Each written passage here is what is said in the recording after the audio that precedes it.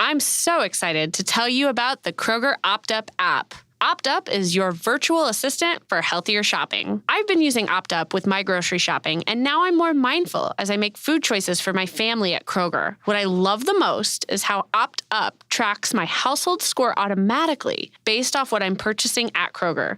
OptUp also makes recommendations for healthier alternatives and nutrition facts of the foods we purchase. OptUp is very easy to use. Download it today in the App Store or Google Play.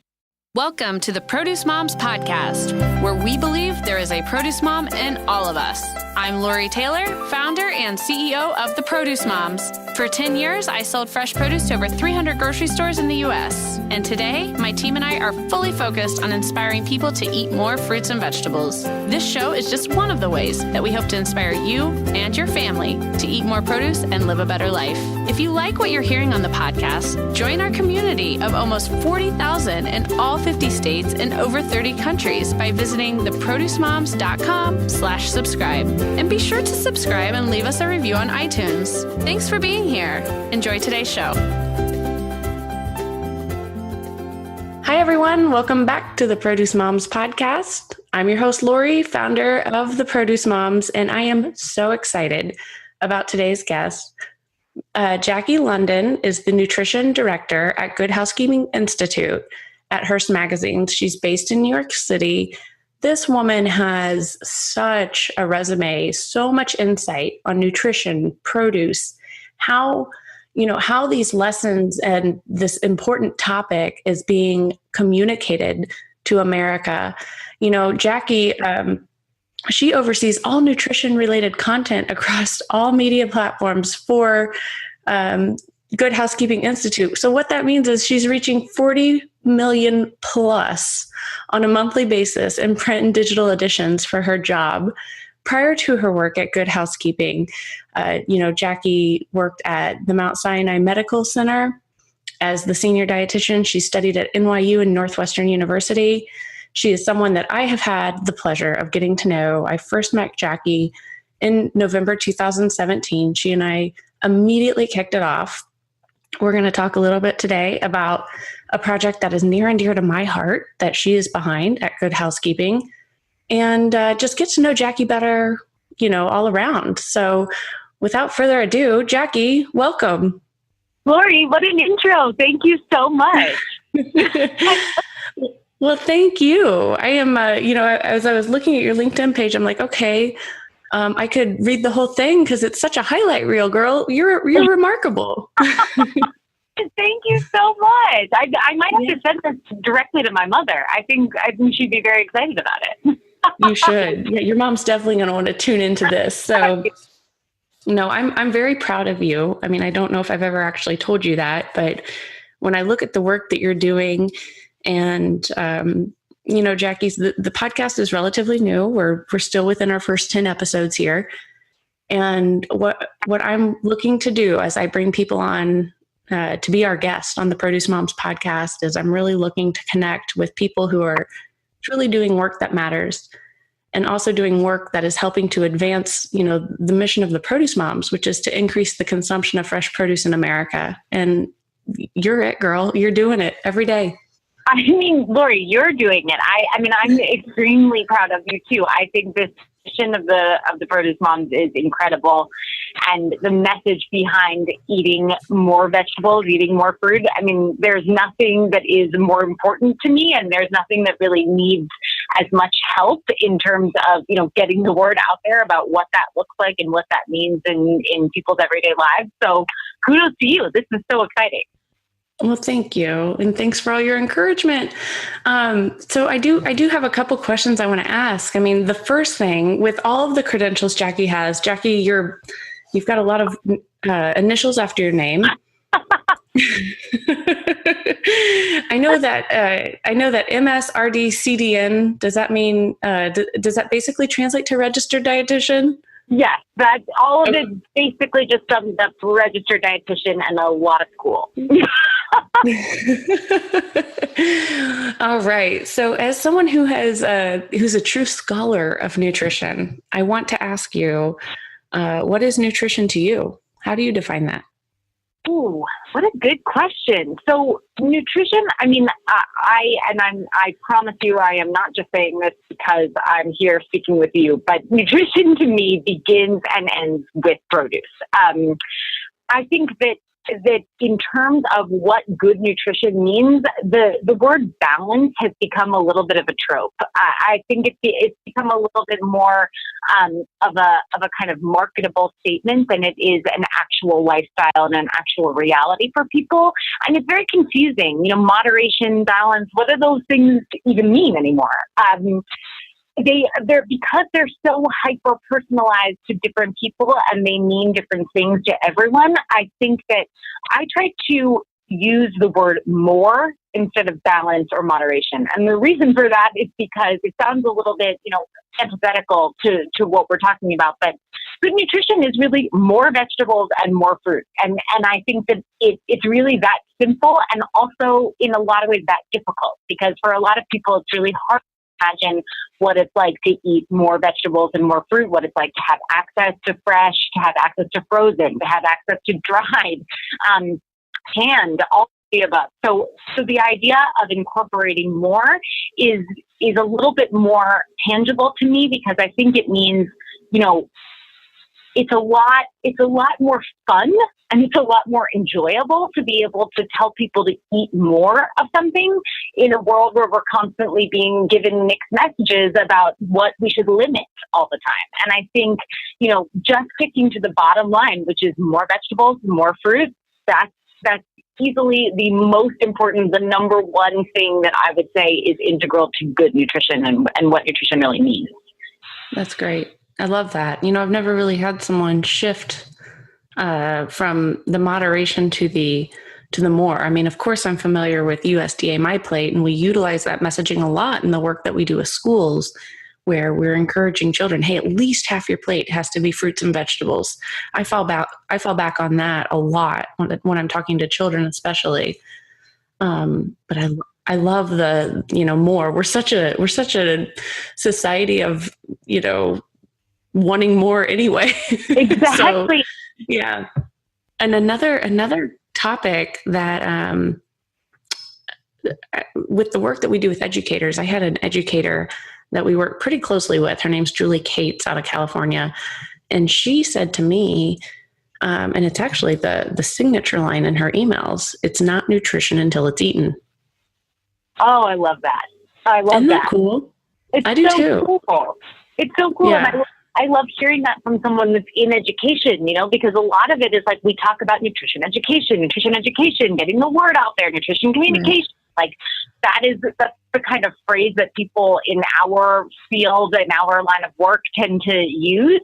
And yet it's the bottom line is it's not nutrition unless you're actually eating the food that you should be eating or the food that you want to be eating. And I think it's a great point. I love it. Yeah, me too. So I definitely want to talk about some of the projects you do at Good Housekeeping. Sure. When you think about the volume of people that you are communicating nutrition to, my goodness, for over 40 million monthly print and digital editions. Yeah. How does that make you feel? You have to feel, you got to feel kind of like a superstar, right? But also you got a lot of responsibility on your shoulders. Right. Yeah. Mostly how I feel is that the stakes are really high in terms of getting the word out there about what the core message is. And it also really, when I think about simply the numbers, I think it comes back to the science, right? So everything that I hear at Good Housekeeping as a dietitian means that it has to be backed by evidence, and it has to be something that isn't just a new study, but that speaks to consensus versus controversy in terms of nutrition research, and move the dial as far as what we know to be true based on historical evidence and what we know to be coming up, what we know to be things that are worth trying versus things that are worth ignoring. So everything that I do for the 40 plus million is is really to get to the root of it, which is going back to the science, looking at both randomized controlled trials and epidemiology, and seeing where, what works best for people. And I also have the advantage of being able to take that evidence and apply it from my background in both clinical nutrition and in private practice nutrition, where I've worked one-on-one with people, and know what works versus what doesn't work. And that's sort of where the more ideology comes from, which is that restriction and deprivation has had its moment, and it wasn't pretty. And there's many people that still feel very trapped in that kind of restrictive mentality. So anything that I can do to liberate consumers in terms of freeing up some misconceptions, getting rid of those things, debunking some diet myths, and getting the word out there about what, a holistically nutritious meal actually looks like, what a holistically nutritious day looks like, and subsequently months and years, it's always one day at a time, it's one meal at a time. And I think that there is something to be said for the things that I write for Good Housekeeping always have to serve the purpose of both educating consumers without scaring anyone. Because I think there's a lot of fear around nutrition, and a lot of fear that comes out of nutrition myths. So that's really where the focus is that there's no need to be, there's a lot of kind of fear mongering among the headlines and the titles that we see across the news, but particularly in the nutrition space. And I see my role here as being someone who is out there to say, it's okay. We're going to be fine. We just need to start making some shifts. And if you mess up, that's okay too. I definitely, your down to earth approach to nutrition that's what I feel. I'm a subscriber to Good Housekeeping. I love the magazine, and I always look forward to the Ask Jackie column. Oh, thank you. That makes me feel So people can find your column. Is it in every Good Housekeeping edition? It's in many of them. It's not always every month, but it's in most of them. Otherwise, it will be online as well. Got it. Okay. So you guys, the most recent edition that I have in my home right now is the Ask Jackie column is about summer eats. And so it's, do you go for sliders or chicken wings? Okay. That's not really what you would normally assume you would see in a nutrition column, which is one reason why I think Jackie and the approach that they're taking at Good Housekeeping is so relatable and also so admirable. So Jackie, talk a little bit more about how, how do you come up with the topics for the Ask Jackie column? So that's a great question. So there's a few different ways. So first, I'm always, because it's so important and so key to my role here to stay up to date with current research and what's happening in the field of epidemiology and in the field of clinical trials. I'm always looking at new studies. I'm always looking at new evidence or new kind of facts to incorporate into the pages of Good Housekeeping or online. But where it really comes from in terms of the way that we handle the column is I'm looking to real consumers. I'm looking to conversations on social media. I'm looking to friends and family. I'm looking to colleagues. I'm looking to readers, because I have an email address on that page where readers can reach out to me directly to ask questions. And I will say that I don't always take the most specific questions or the most individualized questions for the column, but I start to see trends. That's where a lot of these come from. And we found a lot of success with the Which is Better column, because it really resonates with the fact that the only way to get others to make changes is to empower them. And the only way to feel empowered is to know that, there isn't always going to be the greatest, most nutritious options available to you wherever you are. But you can't stop living your life in order to eat better. I mean, we know that to be a fact, right? There's no, otherwise we wouldn't have a nation that is 67% overweight or obese. So So the idea is, what can you do where you are, when you need to eat. And in the Summer Eats edition, for example, the idea of the which is better is showing people what are the types of behaviors that lead to long-term habits. And, to make a habit, you can't just start, one day and go cold turkey on cotton candy, right? I mean, I don't know how often people are eating cotton candy. I guess that's really more of a summer thing. Summer kind of paragraph thing, but as an example. Yeah. The shifts are so important. I mean, that's definitely one of those key recommendations of the current dietary guidelines is the concept of shifting. And I think that it's really the most powerful tool and mindset to put into your arsenal as you are striving to live your best life, is to know that no matter where I'm at with my nutrition goals and my lifestyle, I can shift. So that's what spoke to my heart when I read your recent column, and I saw, this is great. You've got things on this nutrition column like milkshakes, sodas, chicken wings, burgers. These are things that most people eat. Okay. And how can you help them navigate that to choose the more nutritious option? Exactly. I think, a lot of this stuff has come from the idea that in order to empower people to make changes, you have to meet people where they're at. And we're all eating burgers and chicken wings and sodas and milkshakes. I mean, that's everyone's every day. And for many people, that's occasional. That's where the moderation kind of piece comes in, where it becomes frustrating. Because for some people, those are everyday foods. For other people, those are once in a while foods. And then most people are kind of somewhere in the middle. So being able to say, this is what will lead to not just a good choice right now, but these are the kinds of choices that you could make to build an overall better day. That's the only way we're really going to get to strong and long-lasting change.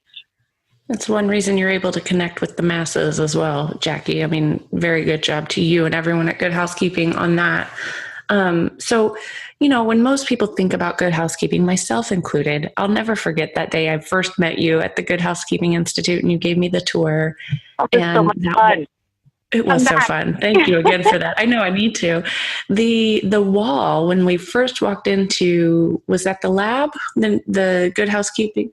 Yeah, and the wall where it was, from the beginning of time when the Good Housekeeping Seal to what it is today, and all the different products that were tested, that were, that still carry the emblem, some that were, dropped when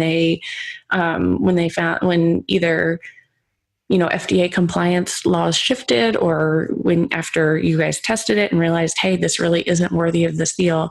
That was a remarkable day for me. And really, when I think of Good Housekeeping, the seal of approval is something I really think about. And, I definitely want to take some time here on today's podcast, because I know we're closing in on our time together, but I want to take some time to share with our listeners the Good Housekeeping Nutrition Seal.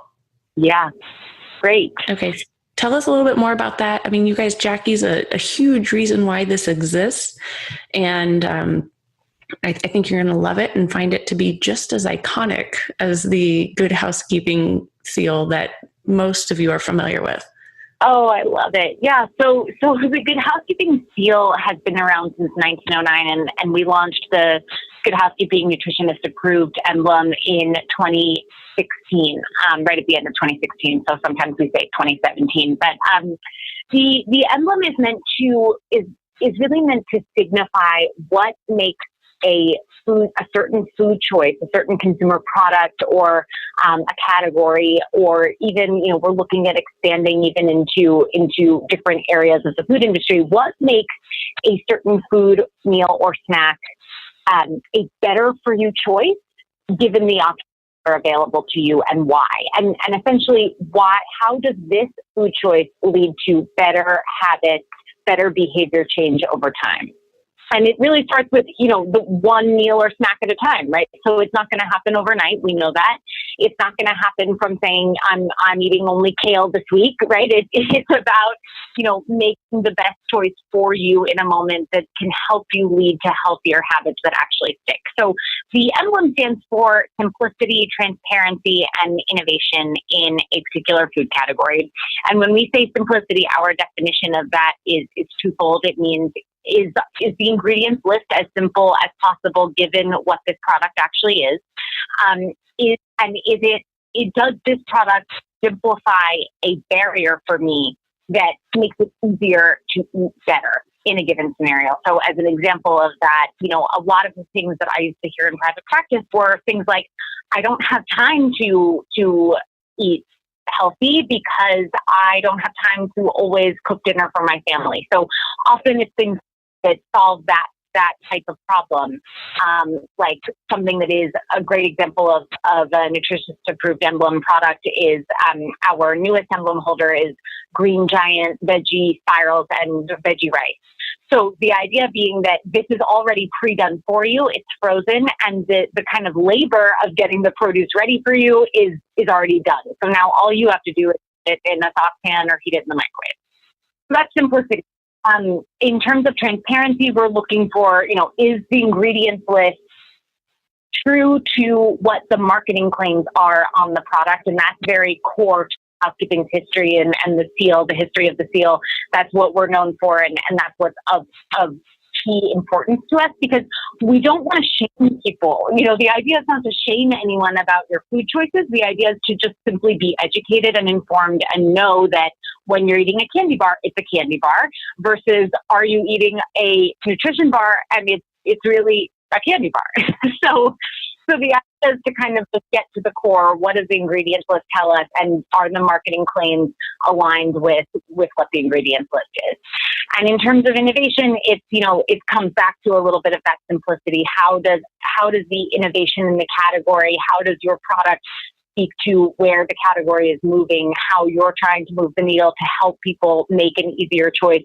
One thing we never saw, and specifically I remember in graduate school, one thing I always used to think was, why is it so hard to take good for you snacks to class? Like, why can't I'm running around all day and I'm, between work and class and in many different areas, what makes it easier to make a healthier choice means often convenience, and convenience can take many different forms, and it can take many different packaging forms. So we look at packaging as well as what the product is in terms of innovation. And of course, sustainability is also a huge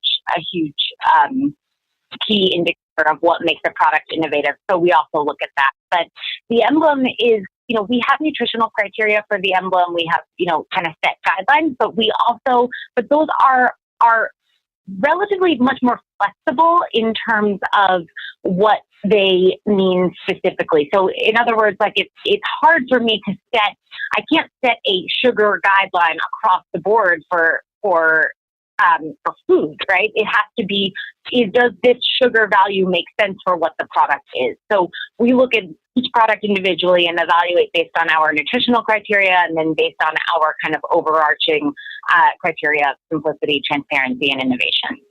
So that's the Emblem itself. And then as a part of our program, what's exciting about this is that we have built an incubator, the Good Housekeeping Food and Nutrition Brand Lab, which essentially is designed to be a part of our license. So once you come on board for our program and you've earned the license to the Emblem, you're automatically integrated into the incubator program. And then we work with you to help you kind of move products in the right direction, to kind of adjust or improve upon or create new marketing that speaks to the nutritional value of the product, which is where I can help weigh in and also as someone at Good Housekeeping who's seeing all of the very many products that are out there and listening to what consumers are saying, what consumers are looking for.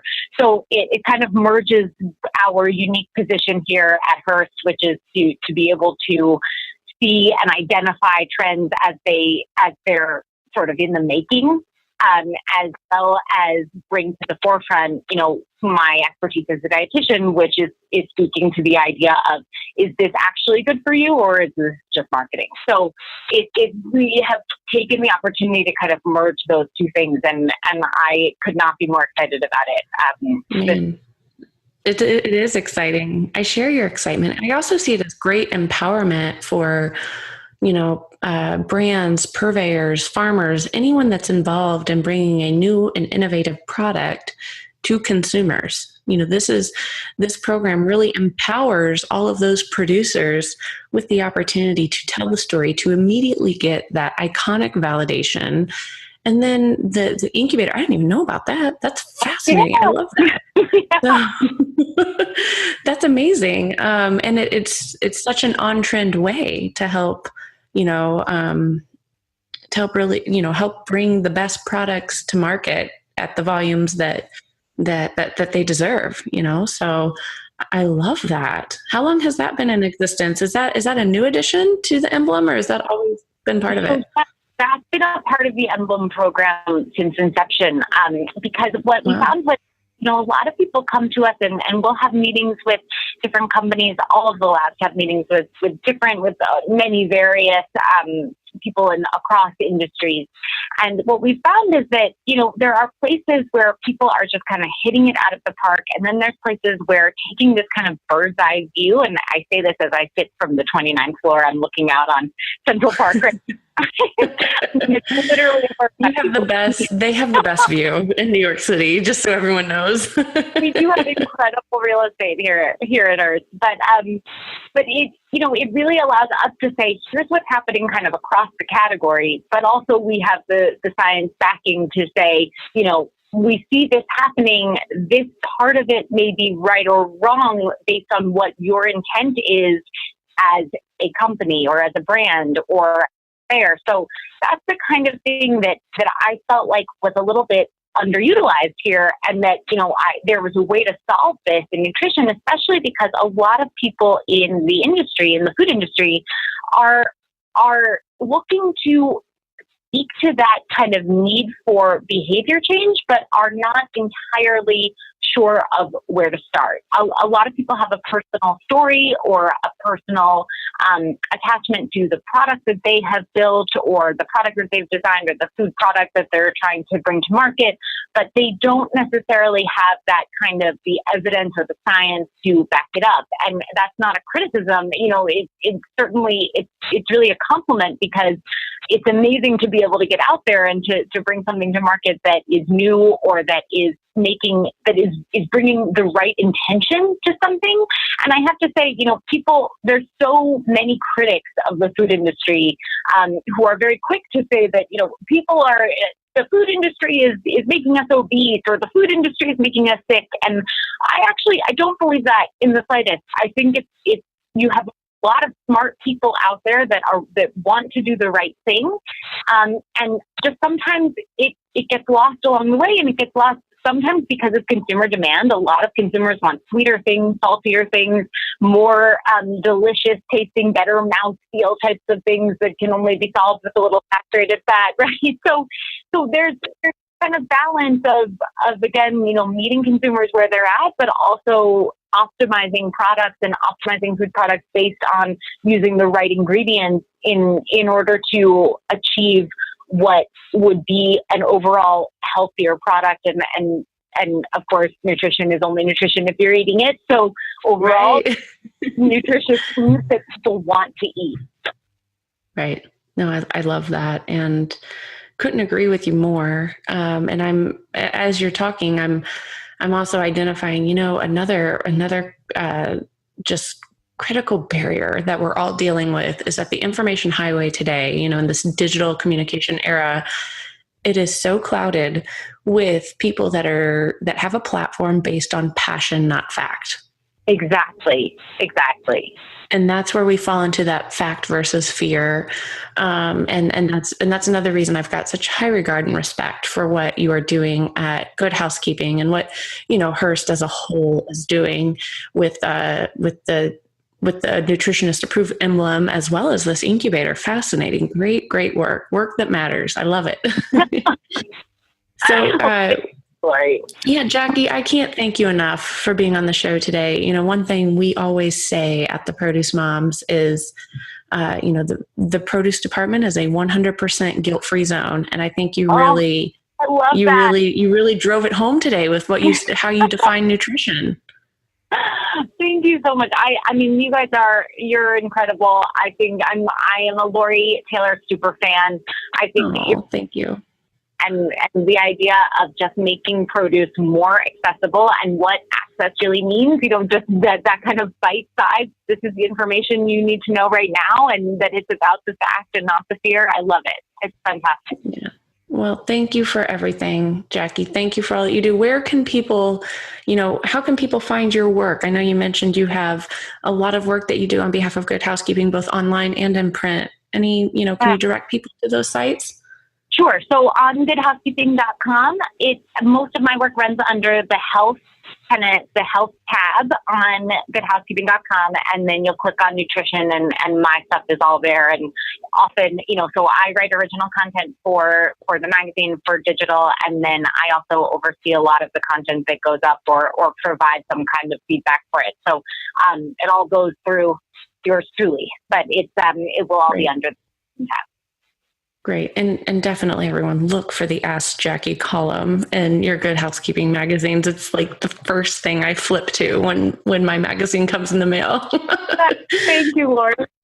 Well, thank you, Jackie. Thanks for all that you do. And thanks for your support of the Produce Moms. My goodness. Thank you so much. And yeah, I can't wait to see what you do next with this Nutritionist approved emblem. It's a big deal, you guys, and it's something that I encourage you all to look for when you're shopping at the grocery store.